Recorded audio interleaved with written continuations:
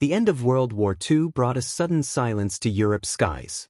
The roar of engines, the screams of air raids, and the frantic scrambling of fighters above cities, all ceased in a matter of days. But in the immediate aftermath of Germany's surrender, another sound began to echo through the abandoned airfields and broken factories, the metallic groan of the machines, now idle and obsolete. At the height of the war, Germany's Luftwaffe had been a formidable force, producing thousands of aircraft that could challenge the skies. The Messerschmitt Bf 109, the Focke-Wulf 190, and the jet-powered Me-262 were among the most advanced and deadly fighters of their time.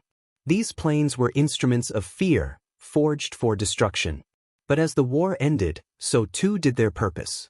The very machines that had once represented power and dominance became, almost overnight, a burden, too costly, too numerous, and too complicated to maintain in the absence of conflict.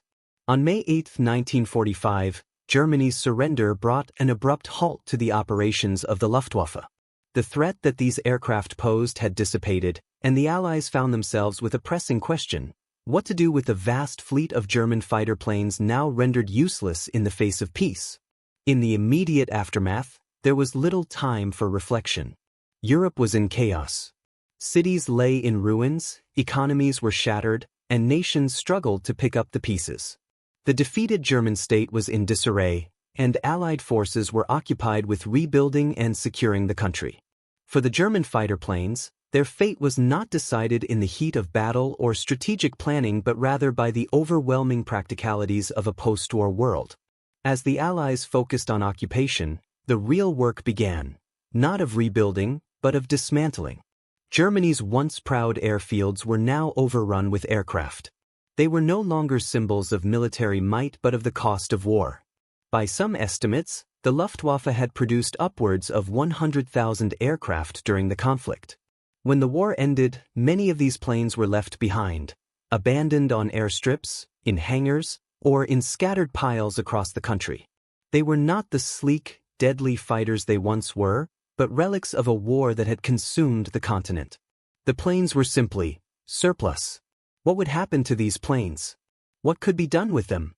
To answer these questions, one had to consider the immense logistical, financial, and political pressures that shaped the post-war world. The situation was fraught with uncertainty. The European economy was in tatters, and Germany, divided and crushed under the weight of reparations, was not in any position to sustain military production. The world had moved on from war, and the planes no longer had any place in the new world order. The Allies, initially unsure of how to handle this surplus, settled on a combination of methods: scrapping, repurposing, and storage. At the end of the war, the sheer number of German aircraft made it impractical to destroy them all immediately. Some planes, particularly those that were still relatively new or in good condition, were taken by the victorious nations for inspection, study, and potential use. Others were simply discarded, their parts scavenged and recycled for whatever could be salvaged. The British, for example, took some of the best fighters, including the Me-262 jet, to study and reverse engineer the technology. The Americans, too, took a keen interest in Germany's advanced aircraft, which had made such an impression on the Allied forces during the war. The Allies' obsession with German jet technology, in particular, led to the capture of hundreds of Luftwaffe planes. These planes were flown back to the United States or Britain, where they were carefully examined and, in many cases, reproduced. But for every plane that was taken for study, hundreds more were left behind. They were relegated to scrapyards and airfields where they would rot and decay. The financial cost of dismantling or preserving these planes was enormous. Scrap metal was in high demand, and entire fleets of fighters were stripped down to their individual parts. The wings, fuselages, and engines were all torn apart and sold for whatever could be reused. But even with this widespread effort to strip the aircraft of value, large numbers of planes simply remained. They gathered rust and dirt, slowly fading into the forgotten corners of history. As the war ended, Germany's factories, once buzzing with the sound of production, were now silent. The plants that had produced the fighters were either destroyed by Allied bombings or shut down as the Allies seized control of the industrial machinery. The workforce that had once toiled to produce cutting-edge technology was now left without jobs, and the plants themselves, like the planes, were often abandoned. Some were repurposed for civilian use, but many stood empty, ghosts of a past that had destroyed much of Europe. The entire airframe production network, the very foundation of the Luftwaffe, was dismantled. It was cheaper to repurpose existing civilian manufacturing capacity for peacetime needs than to sustain a sprawling wartime aviation industry. The dismantling of the German Air Force did not happen all at once. In the months following the surrender, the Allies began to move planes to designated sites. The United States, for instance, began rounding up Luftwaffe aircraft for destruction or use in experimental programs. The Soviets, likewise, seized many of the planes in eastern Germany, either for their own research or for the simple task of stripping them for parts. As planes were flown to Allied airfields, they were evaluated by engineers, their strengths and weaknesses analyzed in a growing post-war arms race. But the vast majority of German fighters, long after the last battles had been fought, met a grim fate. They were crushed, burned, or scattered across the landscape, broken remnants of a war that was no longer relevant. Their destruction was not the result of military strategy, but of cold economic necessity. They had no place in a world rebuilding from the ashes of war. And even the finest among them, the high-performance jets and bombers, were eventually broken apart for scrap, repurposed, or simply left to rust. In this first phase, the plane's fate was in the hands of necessity and practicality. For the Allied powers, the logistics of post-war reconstruction demanded swift and efficient action. There was no room for sentimentality. The Luftwaffe's aircraft were both a relic of Germany's defeat and an inconvenient reminder of the destruction that had already cost Europe so dearly. And yet, even as the machines were torn apart, something remained, lingering in the metal carcasses, in the empty airfields, and in the memories of those who had flown them. The legacy of these planes, like the war they had fought in, was not so easily erased.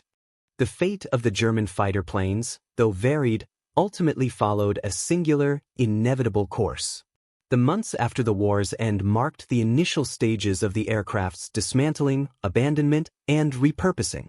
Yet, as the years stretched on, more complex decisions and actions unfolded, revealing the longer-term consequences of the surplus.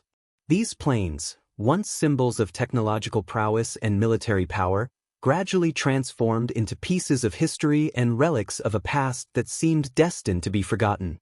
By 1946, the urgency to eliminate Germany's war assets had heightened. The Allies, now focused on establishing a new geopolitical order, sought to ensure that no remnants of Nazi military might could pose a future threat. In addition to scrapping the aircraft, there was a more profound task at hand: eradicating any traces of the technological advances that had fueled Germany's war effort. Fighter planes, particularly those at the cutting edge of aviation technology, had to be carefully controlled. Among these, the Messerschmitt Me 262, the world's first operational jet fighter, became a particular focus of interest. The Me 262 had revolutionized aerial combat. Its jet engines gave it unprecedented speed and maneuverability, while its armament made it lethal to the slower, piston-engine Allied bombers. The aircraft represented a leap in aviation technology, one that the Allies feared could be quickly exploited by the Soviet Union or other nations. As a result, a concerted effort was made by both American and Soviet forces to seize as many Me 262s as possible. The United States Air Force, under the direction of the U.S. Army Air Forces (USAF), began collecting these aircraft for their research and experimental purposes. They understood that, even in a post-war environment, the technology had valuable military potential. Hundreds of captured Me 262s were flown to Allied airfields, where they underwent extensive testing. Some were kept for their airframe, while others were used to build new aircraft designs. A few were even flown by American pilots in training, as their unique performance characteristics were studied closely. Yet, despite the international interest in these machines, the numbers of the Me 262 available for study were limited. By the end of the war, only a few hundred had been built, and many had already been destroyed in air raids or abandoned in the wreckage of defeated German airfields. The remaining Me 262s, which were still in flying condition, became rarities in the eyes of the Allies. Despite their technological promise, they were eventually seen as too costly to maintain, and as time passed, fewer and fewer were kept in service. As a result, many were relegated to the scrapyards, their engines removed, their wings chopped off, their fuselages crushed under the weight of economic realities. The American interest in the Me-262, though significant, was not the only factor driving the aircraft's fate. The larger issue was how to deal with the sheer volume of aircraft left behind. The Luftwaffe's total production, which included a mix of bombers, fighters, and reconnaissance planes, numbered in the tens of thousands. With the war over, there was no immediate need for these planes. The cost of maintaining, storing, and securing them was prohibitive. Even the best-maintained aircraft, such as the Bf-109, which had been Germany's most produced and versatile fighter, were seen as a drain on resources in peacetime. The decision to scrap or repurpose the planes became part of the larger economic equation. The cost of keeping so many aircraft in service, along with the difficulty of sourcing replacement parts for older models, rendered their continued use unsustainable. For Germany, the country that had once fueled the war machine, to maintain even a portion of its fleet was simply impossible. The country was already on the hook for reparations, its economy in ruins, and its industrial base crippled.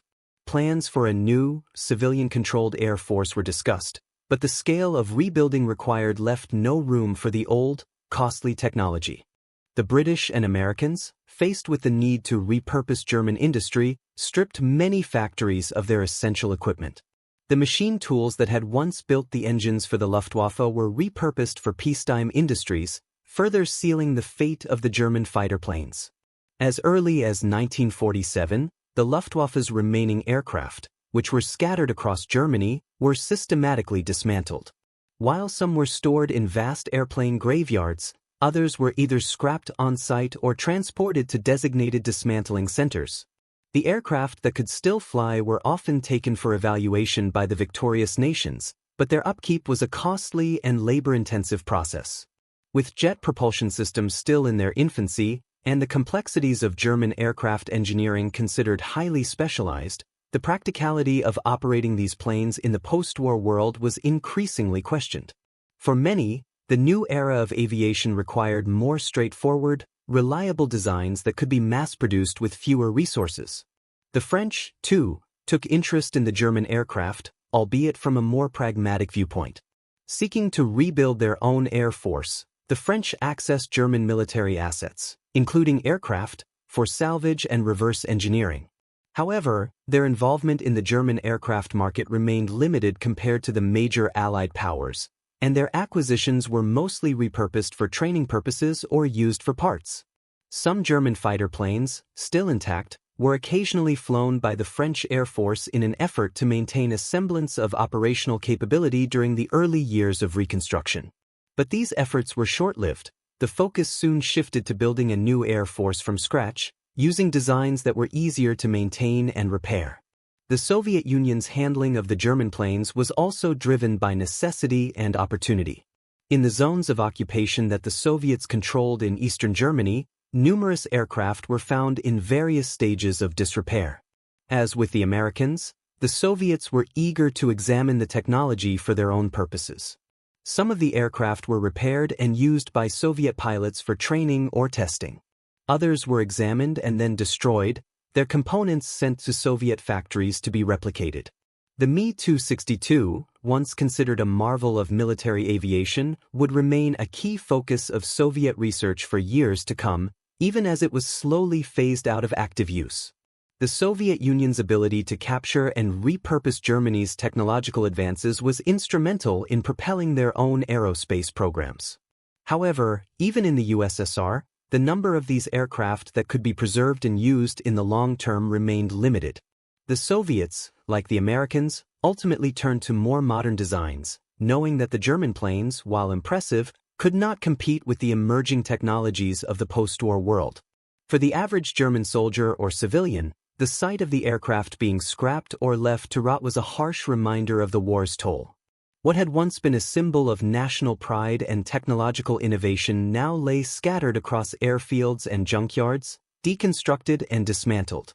The planes that had once filled the skies with their distinctive engine sounds were now silent, fading into the background of a nation in ruins. Some survivors of the war, particularly those who had flown these planes in the final months of the conflict, expressed feelings of melancholy at the loss of these machines, which had been both their tools of survival and their companions in the sky. Yet, amid the decay and disillusionment, there were pockets of hope and renewal. Some of the German fighter planes that had been left in the wake of the war found new life in ways that would have been unimaginable in the heat of battle.